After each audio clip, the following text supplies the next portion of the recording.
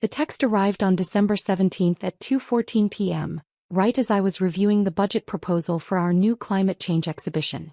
Derek. Sarah, about New Year's Eve. Rebecca and I decided to keep it small this year. Just her political crowd. You understand? I set down my pen and read it again. My brother Derek, 2 years younger than me, had never been particularly subtle. But this felt pointed even for him. Me, I thought you said it was going to be a big celebration? You got engaged 2 months ago. Derek, it is big. But Rebecca's a congresswoman now. Her colleagues are coming. Other representatives, a senator, some major donors. She needs to make the right impression. You work at a museum gift shop or whatever. It's just not the same level. I sat back in my chair, looking around my office on the 3rd floor of the Smithsonian National Museum of Natural History. Through my window I could see the National Mall stretching toward the Capitol building. The same Capitol building where Derek's fiancée, Congresswoman Rebecca Chin, now worked. Yeah, I see. Derek, don't be like that. We'll do dinner next month, just us. Rebecca wants to get to know you better. But this party is important for her career. You get it, right? I didn't respond. I had a meeting with the secretary of the Smithsonian in 20 minutes to discuss our role in the upcoming International Museum Directors Summit. I had a keynote speech to finalize for the American Alliance of Museums conference in February. I had 17 curators waiting for my approval on various exhibition proposals. I didn't have time to explain to my younger brother that I was the executive director of one of the most prestigious museums in the world, overseeing a staff of 1,200 people, managing a budget of $180 million, and serving on 3 international boards dedicated to cultural preservation. He'd never asked what I actually did. Museum work had been sufficient explanation for him since I took this position 4 years ago. My assistant Jennifer knocked and entered. Dr. Mitchell, the secretary's office just called. They're ready for you. Thanks, Jen. I grabbed my tablet with the summit proposal and stood. Everything okay? She asked, noticing my expression. Family, I said shortly. She nodded sympathetically. Jennifer had worked with me for 3 years. She'd fielded enough calls from Derek to know the dynamic. The meeting with the secretary went well. The International Museum Directors Summit would bring 50 of the world's most influential museum leaders to Washington in January. As the host institution director, I'd be coordinating the entire event. A significant responsibility and a massive opportunity to showcase American cultural leadership. The State Department is very interested in this, Secretary Williams said, leaning back in his chair. They see it as soft diplomacy.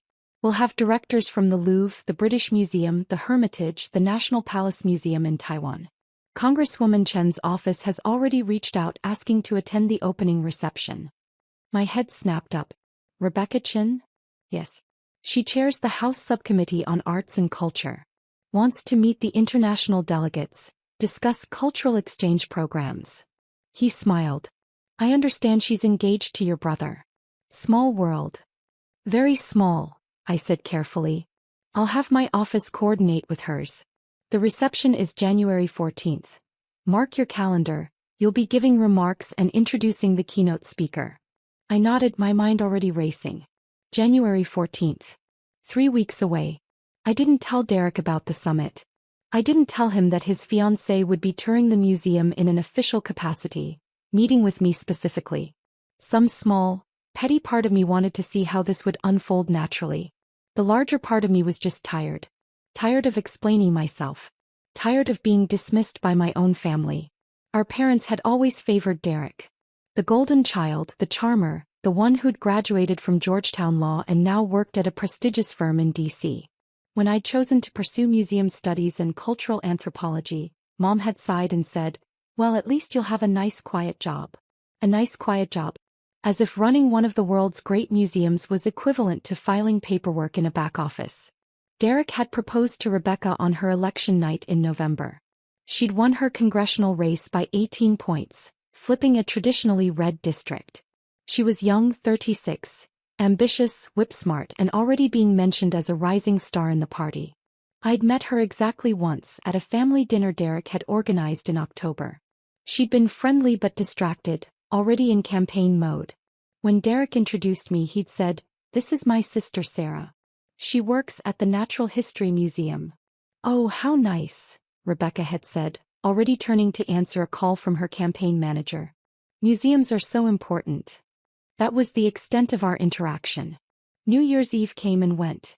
I spent it at a small gathering hosted by the museum's chief curator, Dr. Patricia Okoye. Patricia's parties were legendary in the DC museum world.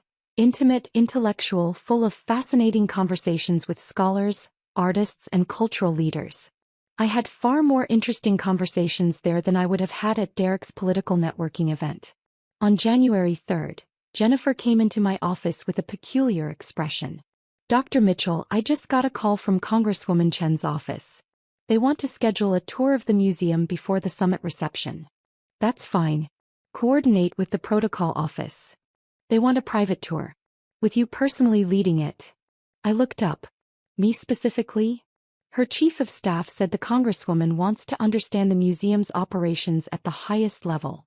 She's very interested in museum leadership and cultural policy. Jennifer paused. They requested January 13th at 10 a.m. The day before the summit. "Confirm it," I said. Jennifer hesitated. "Should I mention to her office that you're related to her fiancé?" "No," I said. "If it's relevant, I'm sure it will come up." The next 10 days were consumed with summit preparations. 50 museum directors meant 50 different egos, priorities, and expectations. The Louvre director wanted assurances about security. The British Museum director wanted a private meeting with the secretary. The director from the National Museum of China needed specific dietary accommodations for her entire delegation. I coordinated it all, supported by my exceptional staff. This was what I was good at. The complex logistics of cultural diplomacy, the delicate balance of honoring tradition while pushing innovation, the careful politics of the international museum world. On January 10th, Derek called. "Hey Sarah. Listen, Rebecca mentioned she's doing some tour at your museum next week." "Yes, January 13th. "Right. So the thing is, she doesn't know you work there. I mean, she knows you work at a museum, but she thinks you're like a coordinator or something. In the gift shop maybe." I said nothing. "Sarah. I'm here. I just don't want it to be weird. Maybe you could just not mention that we're related?" She's nervous about this summit thing, meeting all these international VIPs. "I don't want her to feel awkward if she runs into you." "Runs into me," I repeated. "You know what I mean. Just keep it professional.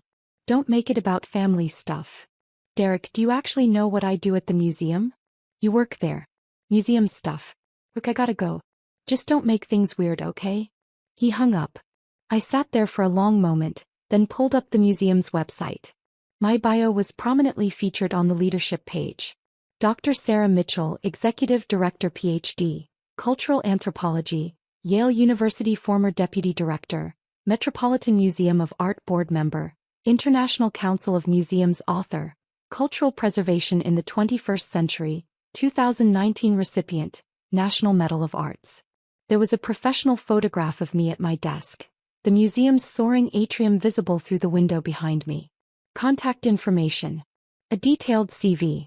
Derek had never looked. Not once in 4 years. January 13th arrived cold and bright. I dressed carefully that morning. A tailored charcoal suit, minimal jewelry, my hair pulled back in a professional bun. I looked exactly like what I was. A senior executive in one of the world's most important cultural institutions. At 9:45 a.m. Jennifer briefed me. Congresswoman Chen's motorcade just arrived. Security is escorting her up. Her chief of staff, 2 aides and a press liaison. Press. They want photos of her with the international flags in the main hall. Good optics for her arts and culture subcommittee work. Of course. This was as much about her political profile as genuine interest in museums. At 9:58 a.m. my desk phone rang. Security. Dr. Mitchell, Congresswoman Chen's party is in the main lobby. Ready for you. I'll be right down. I took the elevator to the ground floor. The museum wasn't open to the public yet. We had an hour before the doors opened. The vast main hall was empty except for the security detail, Rebecca Chen and her staff. Rebecca looked polished and professional in a navy dress and blazer. She was speaking with her press liaison, gesturing toward the soaring architecture, clearly planning her photo angles. I approached quietly. Her chief of staff, a sharp-eyed man in his 40s, noticed me first. Dr. Mitchell, he said, extending his hand. Tom Bradford, Congresswoman Chen's chief of staff. Thank you for accommodating this tour. Of course. I shook his hand, then turned to Rebecca. Congresswoman Chen, welcome to the Smithsonian National Museum of Natural History. I'm Dr. Sarah Mitchell, Executive Director. Rebecca turned, her political smile in place. Dr. Mitchell, thank you so much for... She stopped. Her smile froze. Her eyes widened slightly. Mitchell, she said. Sarah Mitchell? Yes. As in, Derek's sister Sarah Mitchell? Yes. The silence that followed was profound. Tom Bradford looked confused. The aides exchanged glances. The press liaison kept her camera ready, uncertain whether to photograph this moment. I didn't realize. Rebecca's professional composure was cracking at the edges. Derek said you worked at a museum. He didn't mention that I run it? I finished gently. No, he wouldn't have mentioned that. He doesn't actually know what I do here. Rebecca's face cycled through several expressions. Embarrassment, confusion, realization. The executive director. You're the executive director of the Smithsonian Natural History Museum. One of 19 Smithsonian museums, yes. This is my primary responsibility. Tom Bradford, to his credit, recovered quickly. Congresswoman, shall we begin the tour? Dr. Mitchell has generously set aside 2 hours for us. Yes, Rebecca said, but she was still staring at me. Yes, of course. I led them through the museum, starting with the main exhibitions. I explained our mission. Research, education, preservation of 145 million specimens and artifacts representing the natural and cultural history of our world. I showed them our research facilities, where hundreds of scientists conducted groundbreaking work in biology, geology, anthropology, and paleontology. Rebecca asked intelligent questions. She was clearly well briefed on cultural policy issues, and despite her evident discomfort, she engaged professionally with the material. In the ocean hall, standing beneath the model of the North Atlantic right whale, I explained our role in climate change research and public education. We're not just a museum, I said. We're a research institution. Our scientists publish over 600 peer-reviewed papers annually. We advise Congress on environmental policy, cultural preservation, and scientific research funding. Congress, Rebecca repeated. You advise Congress? Yes. I've testified before the House Appropriations Committee 3 times in the past 2 years. Most recently on the importance of funding for cultural diplomacy programs. Tom Bradford made a note on his tablet. The Congresswoman chairs the subcommittee on arts and culture. I'm surprised your testimony didn't cross our desk. It may have, I said. I testified as Dr. Mitchell, Executive Director. Not as Derek's sister. Rebecca flinched. We continued to the anthropology collections. I showed them artifacts from every continent, explained our repatriation programs for indigenous cultural objects, discussed the ethical complexities of museum collections built during colonial periods. These are conversations the museum world is grappling with globally, I said. Which is why the International Museum Directors Summit is so important. We need to coordinate our approaches to decolonization, climate change, digital access, and cultural preservation. The summit, Rebecca said. That's tomorrow night. Yes. The opening reception is at the National Gallery, but we're hosting several working sessions here over the following 3 days. 50 directors from 32 countries. And you're coordinating this. I'm the host director, yes. I'll be giving opening remarks and moderating 2 of the panel discussions. We walked through the Butterfly Pavilion, the Hall of Fossils, the Human Origins exhibit. With each stop, I explained not just what visitors saw but the research behind it, the educational programming, the community outreach, the digital initiatives that brought our collections to millions of people worldwide. By the time we reached my office suite on the 3rd floor, Rebecca looked shell-shocked. Would you like to see where the administrative work happens? I asked. She nodded mutely. My office overlooked the National Mall. The walls were lined with books, anthropology texts, museum studies journals, cultural policy papers. My desk held neat stacks of reports, a framed photo of me receiving the National Medal of Arts from the President, and a small fossil ammonite my mentor had given me when I finished my PhD. This is where you work, Rebecca said, more to herself than to me. Yes. though I spend as much time in meetings at donor events testifying on the Hill, or visiting our research stations around the world. Tom Bradford was taking notes more frantically now. Congresswoman, this would be an excellent partnership opportunity. Dr. Mitchell's work aligns perfectly with your subcommittee priorities. Yes, Rebecca said faintly. I can see that. Jennifer knocked and entered. Dr. Mitchell, the secretary's office called. They need your input on the French delegation's request. Tell them I'll call back in 20 minutes. Also, the director of the Louvre would like to schedule a pre-summit call with you. This afternoon if possible. Jennifer nodded and left. Rebecca watched this exchange with increasing distress. The director of the Louvre, she repeated. You're coordinating with the director of the Louvre. Among others. The British Museum, the Hermitage, the Prado. It's part of the job. We stood in awkward silence for a moment. Tom Bradford and the aides were clearly sensing the personal undercurrent but professionally ignoring it.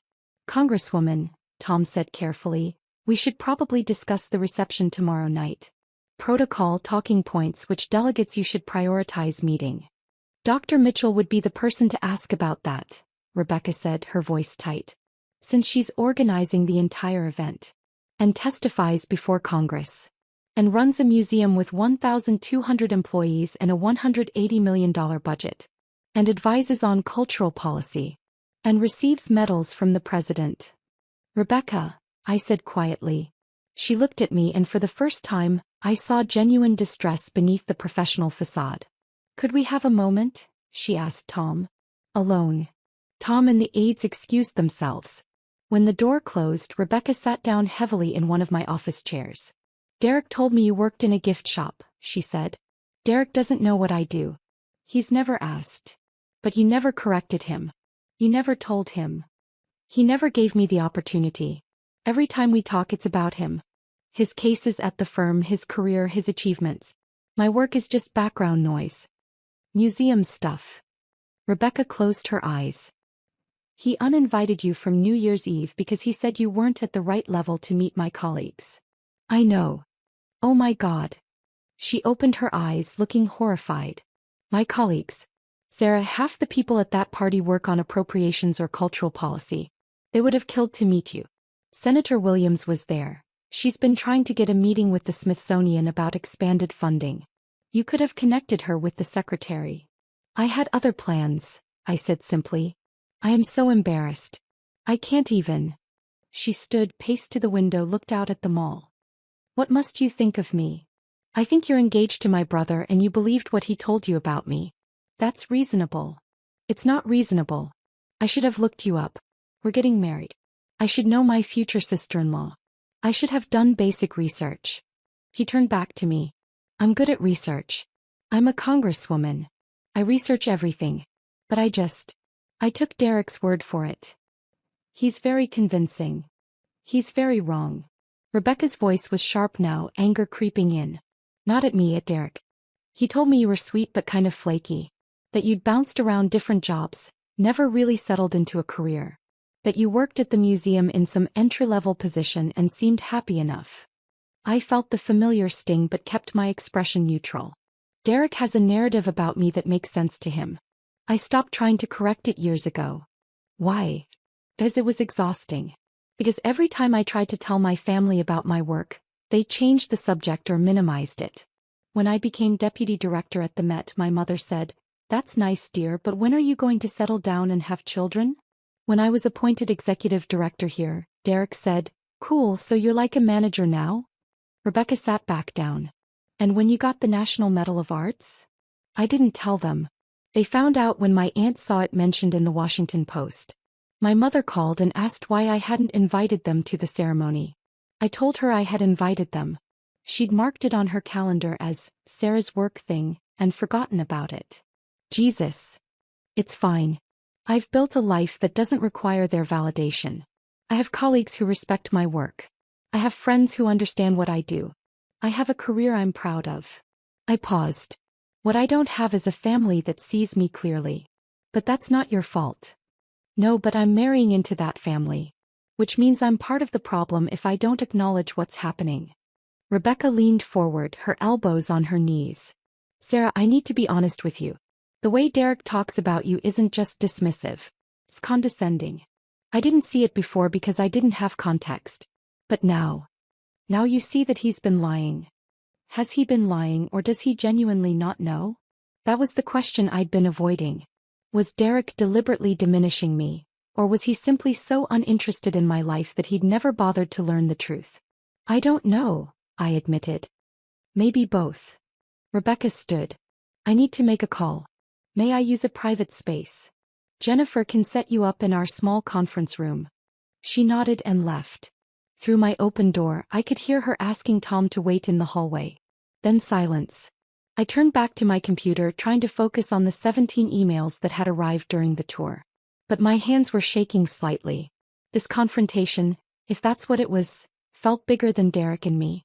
It felt like years of invisible labor, of achieving and achieving and achieving, only to have it all dismissed by the people who were supposed to celebrate me.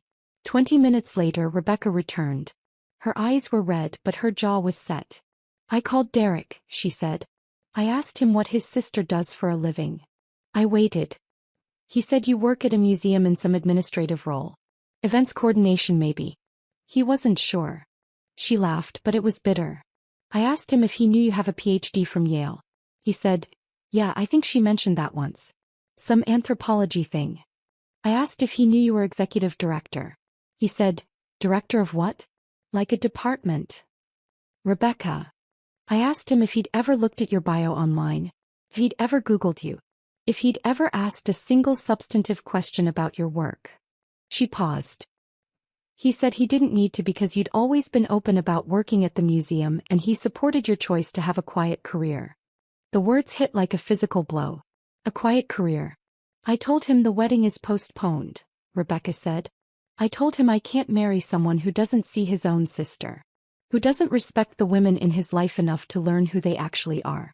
Who lies to himself about his family dynamics because it's easier than confronting his own prejudices. You don't have to do that, I said automatically. Yes, I do. Sarah, I'm a Congresswoman. I fight for women's rights, for equal recognition, for breaking glass ceilings. I can't do that in public while privately marrying a man who diminishes his brilliant sister because she doesn't fit his narrative of success. She smiled sadly. And I can't marry someone I don't respect. Right now, I don't respect Derek. He's more than this. Maybe. But this is what I see right now and it's enough to make me pause. He picked up her bag. I'm sorry for taking up so much of your time. The tour was incredible. This museum is lucky to have you. Thank you for coming. At the door she stopped. Tomorrow night at the reception, I'm going to introduce you to Senator Williams. And Representative Torres from the Arts and Culture Committee. And anyone else who should know what you do. If that's okay with you. It's okay, I said. Good. She paused again.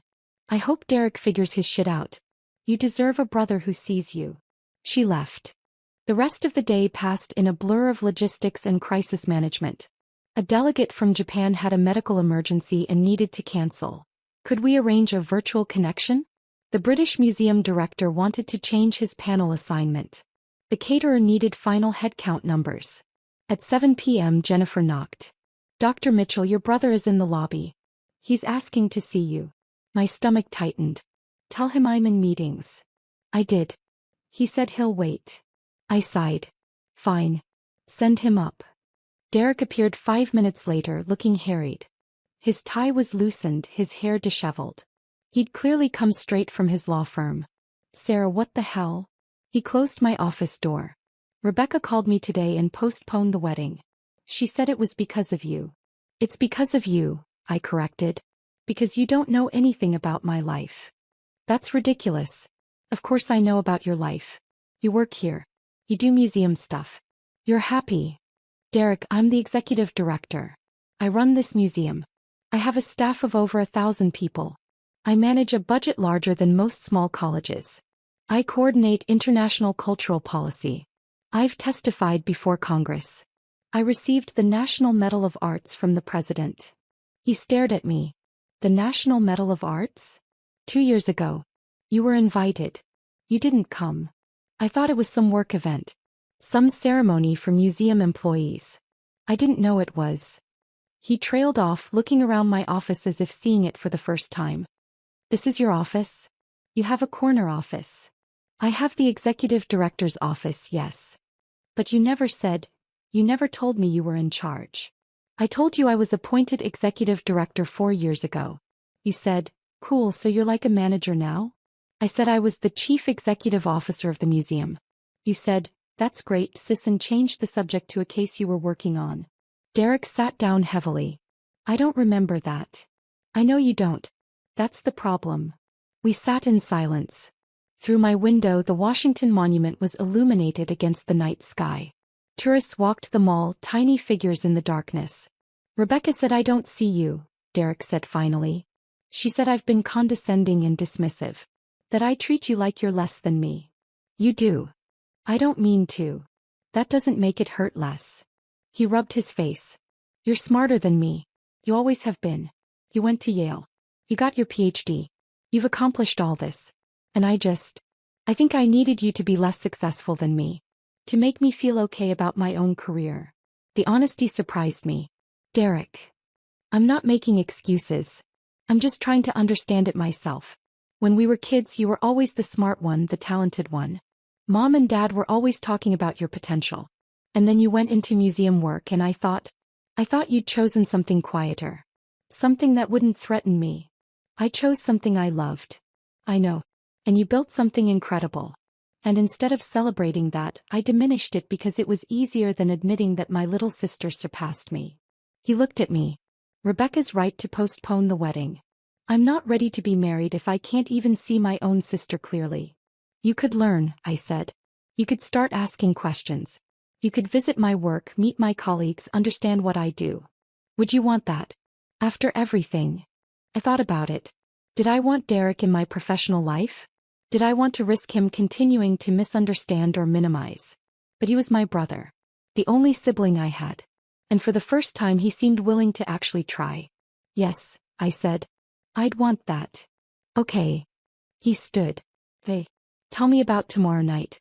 This summit thing. What are you doing? So I told him. I explained the International Museum Directors Summit, the reception at the National Gallery, the importance of cultural diplomacy in an increasingly fractured world. I told him about the directors I'd be hosting, the panels I'd be moderating, the statement we'd be releasing about museum collaboration on climate change research. He listened. Really listened. Can I come? He asked. To the reception tomorrow? It's invitation only. For government officials and cultural leaders.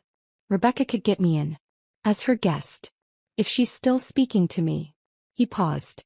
I want to see you in your element. I want to see what I've been missing. I considered it. I'll ask the protocol office. If they approve it, you can come. Thank you. He left.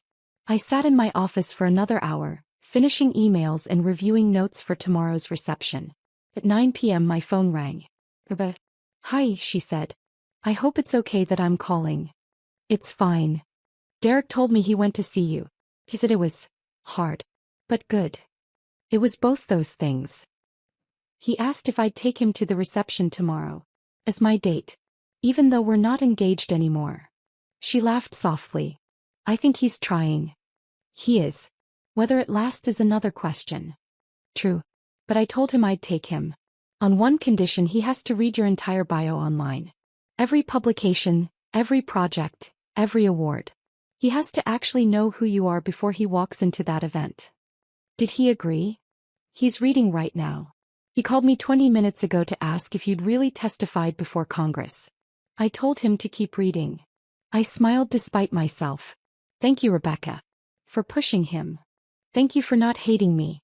I walked into your museum thinking I was doing you a favor by acknowledging your workplace. I'm mortified. You didn't know. Now you do. How I do, she agreed. See you tomorrow night, Dr. Mitchell. The International Museum Directors Summit reception was held at the National Gallery of Art, in the West Building's soaring rotunda. 200 guests, museum directors, cultural ministers, congressional representatives, ambassadors, arts leaders. The cream of the international cultural world, gathered in one of America's most beautiful spaces. I arrived early wearing a floor-length midnight blue gown that I'd purchased specifically for this event. My role tonight was both professional and diplomatic, welcoming guests, making introductions, ensuring that the right people connected with each other. The French delegation arrived first. The Louvre director, Martine Laurent, greeted me warmly. We'd worked together on a joint exhibition 3 years ago. "Sarah, the museum looks magnifique," she said, kissing both my cheeks. "This summit is already a triumph. Wait until you see the panel discussions. We have some fascinating provocations planned." She laughed. "I look forward to it." The other directors filtered in. Britain, Russia, China, Japan, Germany, Spain, Brazil, South Africa.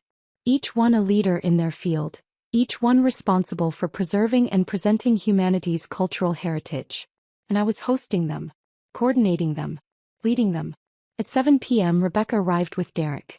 She wore a red dress that perfectly balanced professional and elegant. Derek wore a tuxedo and looked nervous. They approached me during a brief lull in greetings. "Dr. Mitchell," Rebecca said formally, then smiled. "You look incredible." "Thank you, Congresswoman. You both look wonderful." Derek stood there staring at me as if seeing a stranger. "Sarah, I read everything. Your bio, your publications, the articles about the Met appointment, the National Medal ceremony. I spent 4 hours reading about your career. And I'm an idiot. A complete idiot. All this time I thought I was the successful one in the family. I thought I was the one making important contributions. But you've been changing the world while I've been billing hours. Derek, your work matters too. Does it? I help corporations negotiate contracts. You preserve human history and advance cultural understanding between nations." He gestured around the rotunda. "These people are here because you organized this. Because they respect you. Because you're a leader in your field." The secretary of the Smithsonian approached before I could respond. "Dr. Mitchell, we're ready to begin. Could you take your place?" "Of course." I turned to Derek and Rebecca. "Enjoy the evening. We'll talk later." I walked to the small stage at the front of the rotunda. A microphone stood ready. 200 faces turned toward me expectantly. I took a breath and began. "Good evening and welcome to the opening reception of the International Museum Directors Summit. I'm Dr. Sarah Mitchell, Executive Director of the Smithsonian National Museum of Natural History, and it's my profound honor to welcome you to Washington, D.C. I spoke for 8 minutes. I talked about the importance of museums in a changing world, about our responsibility to preserve the past while remaining relevant to the present, about the need for international collaboration on issues like repatriation, digital access, and climate change. I introduced the keynote speaker, the Director General of UNESCO, and stepped aside. For the next 2 hours I worked the room. I introduced the Japanese delegation to potential American donors. I connected the British Museum Director with congressional representatives interested in cultural funding. I facilitated a conversation between Russian and Ukrainian museum directors who needed to coordinate on a traveling exhibition despite their country's political tensions. This was what I did. This was who I was. At one point I saw Rebecca introducing Derek to Senator Williams. Derek looked overwhelmed but engaged. He was asking questions, actually listening to the answers. Near the end of the evening, Martine Laurent found me again. "Sarah, the European directors have been discussing something. We'd like to propose that next year's summit be a rotating event.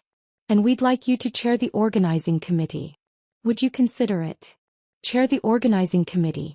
It would mean coordinating with museums on 6 continents, managing a multi-year planning process, becoming the de facto leader of international museum collaboration. "I'd be honored," I said. After the reception, Derek and Rebecca waited for me in the lobby. "That was incredible," Derek said. "Watching you work, seeing how everyone respects you, how you commanded that room. I've never seen you like that." "That's because you've never looked." "I know. But I'm looking now." He paused. "Can we start over? Can I learn who you actually are?" I thought about it. About years of being dismissed, minimized, ignored. About the hurt that had accumulated like sediment, layer upon layer. But also about tonight. About Derek reading 4 hours of material about my life. About him showing up, trying to understand, willing to be uncomfortable. "We can start over," I said.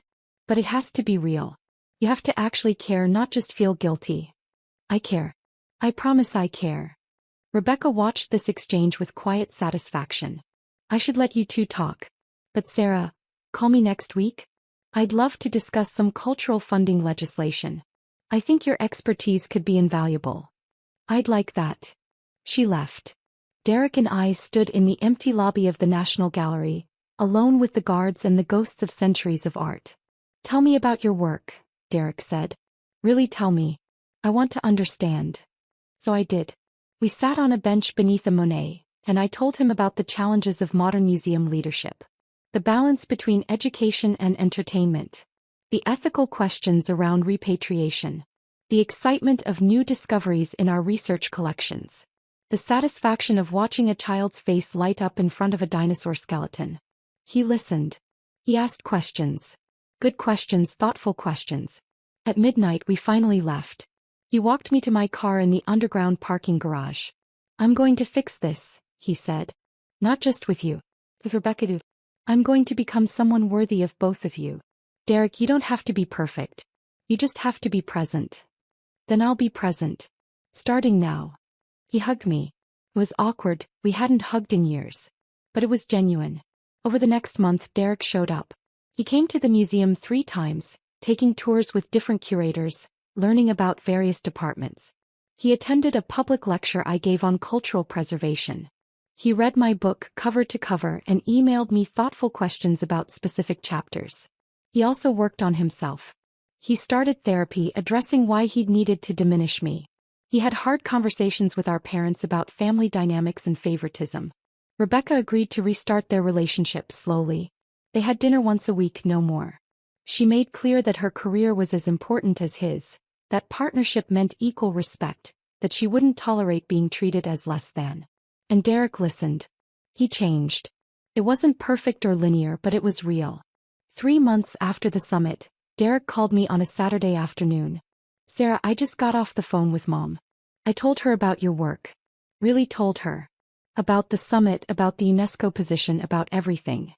How did that go? She was shocked. She said she had no idea. I told her that was because nobody in the family ever asked you about your life. We just assumed we knew. What did she say? She cried. Then she asked for your phone number. Derek, she has my number. I know. But she wanted me to give it to her. Like getting it fresh would mean starting fresh. He paused. She wants to visit. To see your museum. To see your life. I felt something shift in my chest. Hope maybe. Or just exhaustion finally releasing. Hey, I said. Tell her to call me. I will. And Sarah? Thank you. For what? For giving me another chance. For not writing me off. For believing I could be better. You're my brother, I said simply. That's what family does. That's what family should do, he corrected. But hasn't always done. Not to you. After we hung up, I sat in my apartment looking out at the DC skyline. The museums were out there holding humanity's history, telling our stories, preserving what mattered. I'd spent years building a career that spoke for itself. I'd achieved everything I'd set out to achieve. But what I wanted most was simpler than all of that. I wanted to be seen. And finally, slowly, my family was starting to look. It wasn't the ending I'd imagined. It wasn't dramatic or definitive. But it was real. And real was enough.